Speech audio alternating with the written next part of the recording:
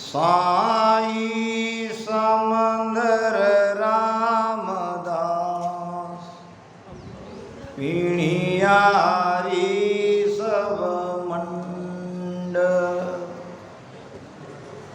पहुँच प्रमाणे पी गया समंदर रया अखंड। साही समुद्र रामदास। परमात्मा कैसे है? सागर के समान अथाह। जैसे सागर का कोई पार नहीं पा सकता, वैसे परमात्मा भी अथाह है। उसका भी पार पाना बड़ा कठिन है। हम एक साधारण मनुष्य है,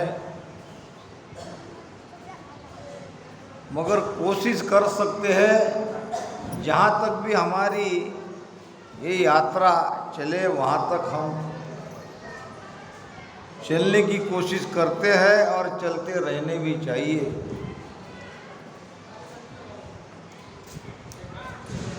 साई समंदर रामदास पीणियारी सब मंड। पीणियारी यानी प्यासे, जिसको जल चाहिए, जो प्यासे है, जो जल कहाँ है उसे ढूंढने के लिए निकले हैं, ये सब पीणियारी है। यहाँ जो हम बैठे हैं सब पीणियारी है। सबके अंदर प्यास लगी है, सब परमात्मा की प्राप्ति के लिए तड़प रहे हैं। पहुँच प्रमाणे पी गया। अब इसमें जिनकी जितनी पहुँच थी, जिन्होंने जहाँ तक जाना, वहाँ तक का ज्ञान, वहाँ तक की अनुभूति, वहाँ तक का अनुभव उन्होंने किया। अब ऐसा नहीं है कि परमात्मा को जिस किसी ने पा लिया तो दूसरे को परमात्मा पाने का मौका नहीं, ऐसी भी बात नहीं है। वो तो सागर के समान है, अथाह है, अखंड है। सागर से जैसे कितना भी आप जल निकाल लो, जो भी आपका पात्र है, छोटा बड़ा जैसा भी है, सागर से कोई फर्क पड़ने वाला नहीं है। वो पानी तो जल जहाँ का वहाँ, जैसा का वैसा ही रहेगा, क्योंकि वो अथाह है और परमात्मा भी अथाह है, उसका अथाह नहीं है। हम तो केवल जहाँ तक हमने जाना वहाँ तक की बात कह सकते हैं। हमारे जानने कहने से भी आगे परमात्मा बहुत, क्योंकि वो अनंत है, उसका अंत नहीं है। मान लो कोई 100 फुट की गहराई में चला गया तो वो कहेगा कि सागर 100 फुट ही है, क्योंकि उन्होंने आगे का जाना नहीं। वो तो अपनी बात कहेगा। कोई 1000 फुट गहरा अगर सागर में उतरता है तो वो कहेगा कि सागर तो 1000 फुट गहरा है। बात उसकी भी सत्य है, बात सब वालों की भी सत्य है। कोई कहेगा परमात्मा का तो अथाह नहीं, उसमें तो मैं खाली डूब ही गया। अब जब मेरा ही अस्तित्व मिट गया तो अब जानने समझने के लिए बचा ही कौन? अब कौन कहेगा? तो परमात्मा में डूबना है, परमात्मा के आनंद में अपने आप को मिट जाना है। अब इसके लिए चाहिए सद्गुरु, एक जीता जागता, तुम्हारे हमारे जैसा, जो हमारे भ्रम को मिटा दे। भ्रम मिटना है शब्द जगने से, ज्ञान से भ्रम नहीं निकलता। ज्ञान से समझ जरूर आएगी, मगर भ्रम मिटता है शब्द के जगने से, और शब्द की जागृति होती है सद्गुरु के मेहर से। तो ऐसे सद्गुरु चाहिए जिनकी भीतर की यात्रा शब्द के साथ में पूरी हुई हो। जिन्होंने वो सब जाना है, जिन्होंने जाना है, वही हमको हमारे भीतर में वो नाम प्रकट करा सकता है। इसीलिए संतों ने कहा है, सतगुरु की महिमा अनंत, अनंत किया उपकार, अनंत लोचन उघड़िया, अनंत दिखावन हार। ये कई साखी में 4 बार अनंत आया है,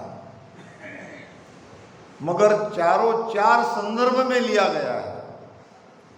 पहला अनंत है सदगुरु की महिमा के बारे में। सदगुरु की महिमा अनंत। हम जितनी भी सदगुरु की महिमा कर सकते हैं उतनी कम है, क्योंकि वो अनंत है। वो उस अनंत परमात्मा से मिल चुके हैं, या यूं कहना और भी ठीक रहेगा कि सदगुरु ही हमारे लिए भगवान है। परम पद का जाने भेवा, सो साधु जग में देव कहाया, देवलोक सुदेवत आवे। परम पद का जाने भेवा, परम पद यानी सर्वोच्च पद, सर्वश्रेष्ठ पद, परमात्मा का पद।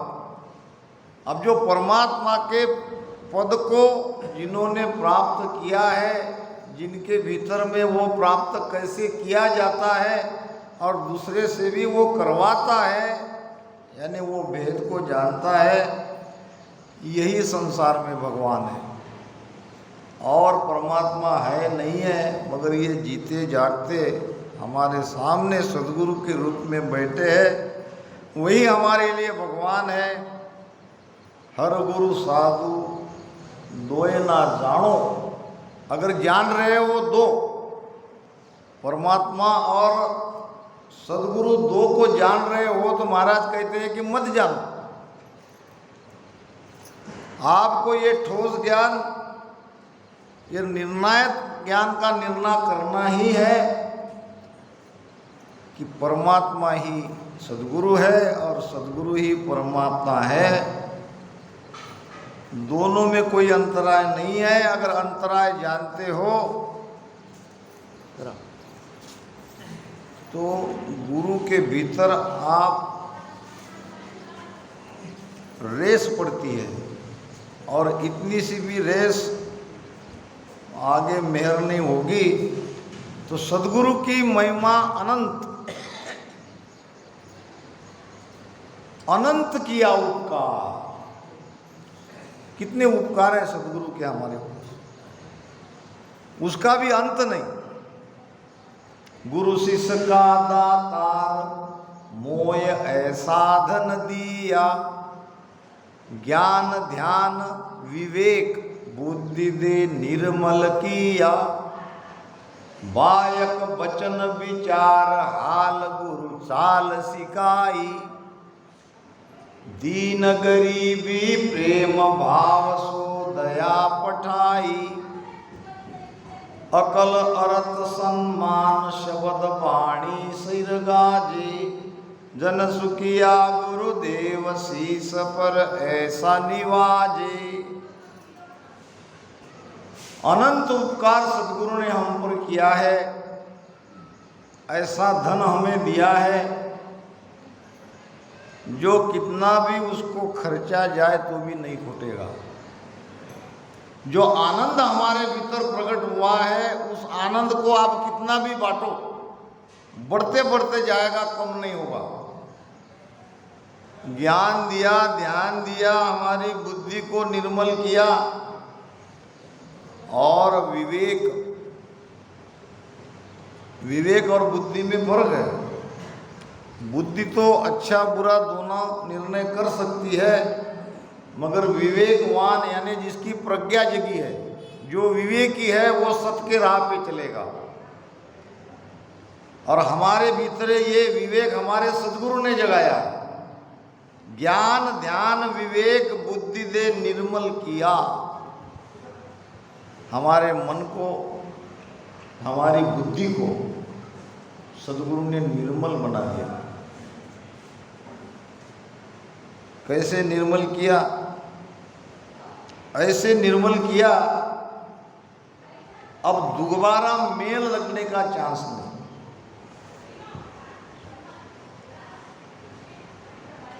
सूरत धोवण मन वो धोबी, चितरंग रे जो माय राम राम, चितरंग रे जो माय ऐसो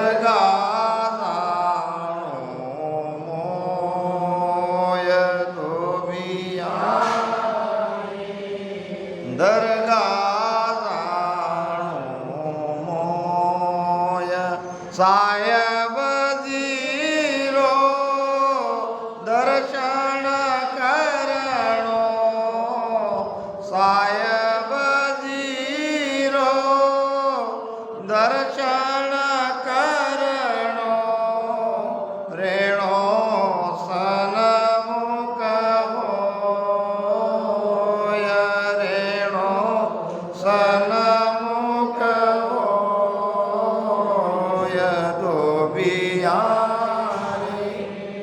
दरगाह मोय धोबियारे, दरगाह मोय। कौन कहता है? धोबियारे दरगाह जानो मोय। ये किस भाव से भजन बनाया गया है? क्योंकि महाराज के ज्ञान में कोई किसी को ज्ञान दे रहा है, एक तो कहने वाला है और एक सुनने वाला है। अलग अलग भाव से महाराज ने ज्ञान दिया है। अब यहाँ इस भजन में धोबियारे दरगाह जानो मोय, अब धोबी तो है मन। अब ये मन को कौन कह रहा है? दरगाह कहते हैं जहाँ परमात्मा का निवास है, जहाँ परमात्मा रहते हैं। यहाँ 10वें द्वार के बाहर, 10वें द्वार के परे, बाहर से ज़्यादा परे शब्द और अच्छा रहेगा, क्योंकि बाहर भीतर एक दो ये नहीं जानिए। जो बाहर है वो भीतर है, जो भीतर है वो बाहर है। 10वें द्वार के परे वहाँ दरगाह, दरगाह है उर्दू शब्द। महाराज ने 14 भाषा का प्रयोग इस वाणी जी में लिया है। महाराज चाहते तो संस्कृत में भी वाणी बना सकते थे। एक साखी में उन्होंने कहा है कि अगर मैं संस्कृत में बनाता तो सामान्य लोग के पल्ले नहीं पड़ती थी बात। संस्कृत को जानना समझना बड़ा कठिन है, इसलिए महाराज ने ये प्राकृत भाषा में वाणी बनाई है। और प्राकृत भाषा में उस समय की लगभग 14 भाषा इस वाणी जी में आई है। उसमें कहीं कहीं उर्दू शब्द भी आया। तो ये दरगाह है उर्दू शब्द, यानी जहाँ परमात्मा का वास है। अब ये कह रहा है मन को। कौन कह रहा है? कि ये जीवात्मा कह रही है। जीवात्मा कह रही है कि मुझे अब 3 लोक में रहना नहीं है, न मुझे स्वर्ग का सुख चाहिए और न मुझे संसार का इस विषयों का सुख चाहिए। मुझे तो अब परमात्मा में जाना है, उसमें जाके मिलना है। परमात्मा का दर्शन करना है। साहेब जीरो दर्शन करनो रेणो सन्मुख होए। अभी परमात्मा के सन्मुख मुझे रहना है, तो आप मुझे मदद करो। किसको कह रहे हैं? मन को। अगर मन भजन में नहीं लगेगा तो हमारे शब्द की यात्रा, हमारे ध्यान की यात्रा पूरी नहीं होगी। मन को भजन में लगाना ही पड़ेगा। जब तक मन भजन में नहीं लगेगा तब तक सुरती शब्द का मेल नहीं होगा, और सुरती शब्द का मेल होने पर भी मन अगर बाहर भटक रहा है तो वो सुरती को ले जाएगा। क्यों ऐसा होगा कि अनंत युगों से सुरती और शब्द, सुरती और मन मिले हुए हैं। जहाँ मन है वहाँ सुरती है। अब मन क्या है, सुरती क्या है, ये भी समझ लो। भिन्न भिन्न तरह से मैं समझाने की कोशिश करता हूँ कि आप भ्रम में ना रहे। मन क्या है, पहले मन को समझे। मन के बारे में संतों ने कहा है, मना एवं मनुष्याना बंधनो मोक्षने कारण। मन के कारण ये जीवात्मा बंधन में है, क्योंकि मन में इच्छा है, मन के अंदर में वासना है, और ये जीवात्मा ने मन का संग किया हुआ है। अब मन को छोड़ के हम मुक्त नहीं होंगे। बंधन से मुक्त होना है तो मन को और साथ में लेना पड़ेगा। महाराज ने मन के बारे में निर्णय किया है, ओन काल को मनवो चेतन अंचा शक्ति दोई। ये इच्छा और शक्ति ये निरंजन से आई है, और ये होन काल भी निरंजन से आया है, या ये निरंजन काल ही स्वयं मन है। और या दो ना मिल किया पसारा, पांच तत्व नव लोई। किसने किया पसारा? मन और ये इच्छा शक्ति। और ये दोनों कहाँ से आई? होन काल से, निरंजन काल से। होन काल को मनवो चेतन अंचा शक्ति दो। इच्छा शक्ति और मन ये दोनों होन काल से आए हैं। और या दोना मिल किया पसारा। अगर ये दोनों नहीं मिलते तो ये पसारा नहीं होता, जगत नहीं बनता, हम और आप इस शरीर में नहीं आते। पांच तत्व नव लोई। ये पांच तत्व और नौ कहते हैं, नौ तत्व लिंग शरीर, ये सब होन काल से बना है। तो मन है होन काल का। तो अब होन काल को ही हम ये प्रार्थना करेंगे कि आप ही हमें परमात्मा तक पहुंचाओ, तो ये भी संभव नहीं है। हम चोर को कह रहे हैं कि हमारी खेत की रखवाली तुम करो। क्या चोर कभी खेत की रखवाली करेगा? नहीं करेगा। मगर दूसरा उपाय नहीं है। आधार लेना है मन का ही, और मन है विचार। हमारे भीतर में जो हजारों विचार प्रगटते हैं वो सब मन का खेल है। चित, मन, बुद्ध, अहंकार, ये मन के चार प्रकार हैं। चित याद रखता है, बुद्धि निर्णय करती है, मन सोचता है, और अहंकार क्रिया करवाता है। और ये सब के सब हमारे आधार से हो रहा है, हमारी आत्मा की आधार से हो रहा है। इतने संलग्न हम मन के साथ हुए हैं कि अब मन जो कहता है वही मानते हैं। नहीं तो अभी यहाँ देख लो, थोड़ी देर में यहाँ पे उत्सव हो जाएगा, महाप्रसाद भी हो जाएगा, 10 मिनट में सत्संग हाल पूरा खाली हो जाएगा। क्यों हो जाएगा? कि मन ने हमसे यहीं तक आदेश दिया है, तुम मानते नहीं हो तो सत्संग में जाओ। सत्संग भी सुनो, थोड़ा बहुत भजन भी कर लो, मगर सत्संग होने के बाद, उत्सव होने के बाद, महाप्रसाद होने के बाद मैं आपको एक क्षण भी यहाँ टिकने नहीं दूंगा। भोजन करते ही बैग कहाँ है, गाड़ी कब मिलेगी, कैसे मिलेगी, क्यों ऐसा सबके साथ हो रहा है कि हम मन के इतने अधीन हैं कि मन के आदेश के बगैर जरा सा भी इधर उधर नहीं जा सकते। ये कहाँ तक चलेगा? इसका प्रमाण है कि हम अभी त्रिकुटी में भी नहीं गए, क्योंकि त्रिकुटी में तो मन को पूरी तरह से हम पकड़ लेते हैं। जो त्रिकुटी का ध्यानी है वो मन को आदेश देगा, जो त्रिकुटी के नीचे का ध्यानी है वो मन का आदेश मानेगा। दोनों बातें कह रहा हूं, ये कहने की जरूरत नहीं किसका ध्यान कहाँ है।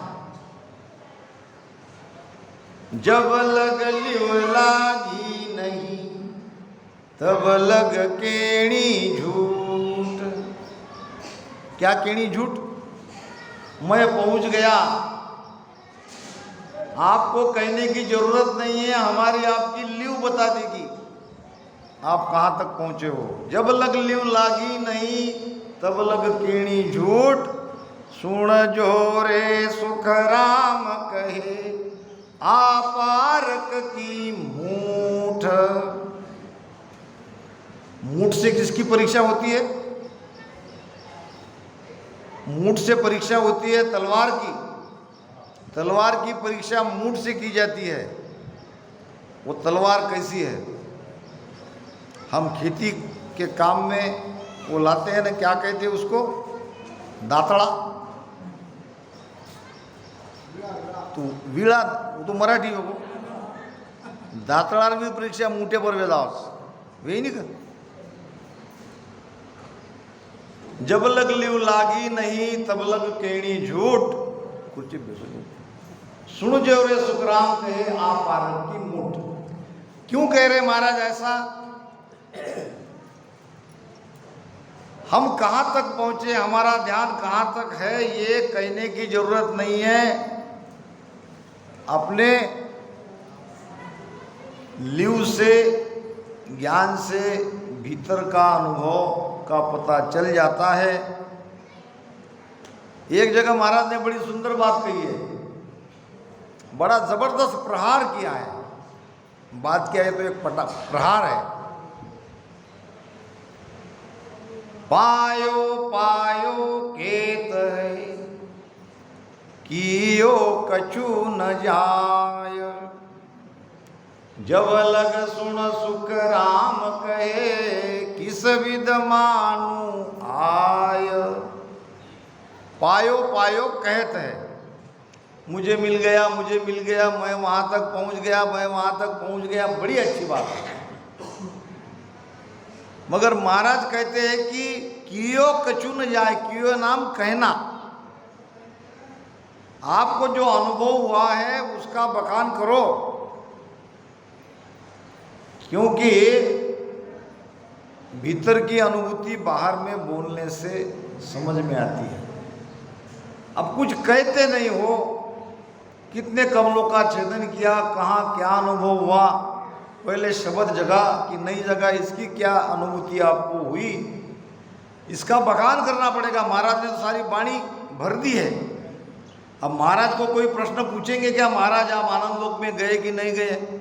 वाणी साक्ष्य है, वाणी प्रमाणित है। और दूसरा प्रमाण वो शब्द हमारे भीतर इस वेद से भजन करने पर जागृत हो रहा है। इससे और प्रमाण की क्या जरूरत है? तो हमारी भी परीक्षा है और परीक्षा होती है। कहना पड़ेगा, उसका बखान करना पड़ेगा, निर्णय करना पड़ेगा। मैं बहुत बार कहता हूं और बहुत ध्यान से इस बात को समझो, मैं क्यों कहता हूं। मान लो कि मेरा भजन 10वें द्वार पे है और 10वें द्वार मेरा खुला नहीं। अब इसका अर्थ यह है कि 10वें द्वार के परे की बातें मैं बता नहीं सकूंगा, क्योंकि मेरा 10वां द्वार खुला नहीं है। अब महाराज ने भी कहा है, जैसो तारो देश है वैसी धारो साख, ऊंची सुख राम कहे क्या लेसी तू भाक। वहाँ तक पहुँचा ही नहीं और लोगों को वहाँ का अनुभव, वहाँ का ज्ञान अगर कोई समझाता है तो कैसे समझाएगा? गलत समझाएगा या तर्क के आधार पर समझाएगा। और तर्क कभी सही भी रहता है तो कभी तर्क झूठ भी हो जाता है। वास्तविक ज्ञान में, अनुभव के ज्ञान में और तर्क में बड़ा अंतर है। ऐसा नहीं है कि सारे तर्क झूठे निकलते हैं, कभी कभी सच भी हो जाते हैं, मगर ये अपवाद है। जैसा कि कोई एक महात्मा राम एक अपने भक्त के यहाँ आए। भक्त थी अपनी बुजुर्ग एक महिला बुढ़िया, बड़ी प्रेमी थी। अब आते ही संत का स्वागत किया और महात्मा को ऊंचे आसन पे बिठाया और फिर कहने लगी, महात्मा जी आप आए हो तो प्रसाद करके ही जाना, यानी भोजन करके जाना। महात्मा कहने लगे ठीक है। तो बड़े प्रेम से उस महात्मा के लिए अच्छे अच्छे व्यंजन बनाए, भोजन भी बढ़िया किया और थाली परोसी। थाली परोस के वहाँ वो पंखा करने लगी। हमारे महाराज जी यूपी के हैं, यूपी में ये प्रथा है। वहाँ जाके हम वाणी भी पढ़ते हैं तो वहाँ जो घर वाला है वो वहाँ पंखा करेगा। भोजन में भी बैठते हैं तो वहाँ पंखा किया जाता है। एक भाव है वहाँ, क्योंकि वहाँ लाइट बड़ी कम थी। अभी तो काफ़ी अच्छी है, पहले बहुत कम रहती थी। मैंने देखा जब मैं संत मोहनदास जी महाराज के साथ यूपी गया था तो ये एक वकील के यहाँ रुके तो वहाँ रात भर लाइट नहीं थी। खाना तो हल्के से उजाले में हो गया, संगत भी वहाँ हो गई। जब महाराज ने आराम किया तो 12 बजे से सुबह के 5 बजे तक महाराज को पंखा किया गया। पहले वकील साहब करने लगे, फिर घंटे 1.5 घंटे बाद उनकी पत्नी आई, धर्म पत्नी, उन्होंने किया, फिर उनकी माताजी, फिर उनके पिताजी। यानी महाराज सोते रहे और वो परिवार वाले रात भर पंखा करते रहे। इतना भाव है। महाराज जी यहाँ यूपी के बैठे हमारे पास में, तो वो माताजी थाली परोसने के बाद ऐसे पंखा करने लगी और पंखा करते करते पापड़ परोसना भूल गई और पापड़ रखी सामने थाली में और पंखा करने लगी। और पंखा भी ऐसी जगह करने लगी खड़ी होकर जहाँ से पापड़ दिखे नहीं। मगर ये महात्मा ने तो पापड़ देख लिया था। महात्मा ने पापड़ देख लिया था और पापड़ बड़ा उसका प्रिय था। अब वो माता जी तो पापड़ थाली में परोसे नहीं, वो तो वहाँ खड़ी रह के पंखा करने लगी। और महात्मा के थाली में सारे अच्छे अच्छे पदार्थ होके भी इनकी इच्छा चली गई पापड़ में। अब वहाँ उसको तर्क देना पड़ा। जिमते जिमते महात्मा ने कहा, ये मेरा बड़ा सौभाग्य है कि आज मैं आपके यहाँ जिम रहा हूँ। अब माता जी कहने लगी, महाराज ये तो मेरा सौभाग्य है, आप मेरे यहाँ जिम रहे हो, प्रसाद पा रहे हो। नहीं नहीं नहीं, आज तो बड़ी घटना घटित हो जाती थी। तो क्या हुआ महाराज जी? रास्ते में चलते चलते मैंने एक बहुत लंबा सर्प देखा। वो कहने लगे कितना लंबा महाराज जी?